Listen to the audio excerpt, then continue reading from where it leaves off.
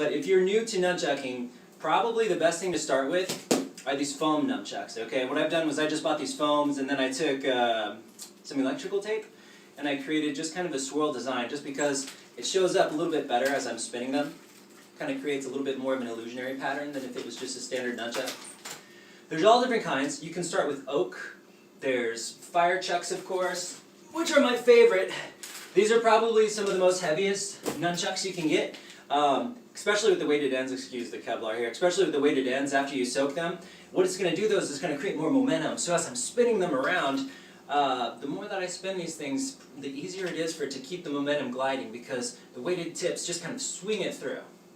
So we have those. We also have, for instance, Flowtricks from Flow Toys. These are nice. These are extremely lightweight. The balancing point's a little bit different than most chucks, so we'll cover balancing point very soon. I think the most important thing though is when you're first starting out with nunchucks, you could go oak, and that's perfectly okay.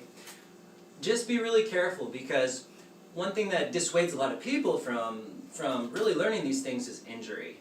And if you're spinning oak nunchucks, and say you're learning a tuck, and you clip that part of your elbow right there, after a few times it's going to really hurt.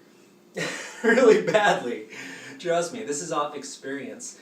The way that I would highly suggest that you learn this is actually to have, well, I mean, my end goal again is using fire nunchucks, but for you, you could start with these and then either move to oak once you get the planes, the spacing down so you don't hit yourself.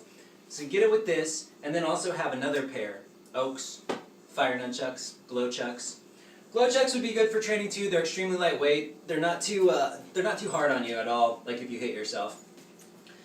But again, I recommend these the most to start with. Because if you hit yourself in the face, bam, you're not going to hurt yourself. But if you have an oak one, you might be taking a nice little nap on the floor for a little bit.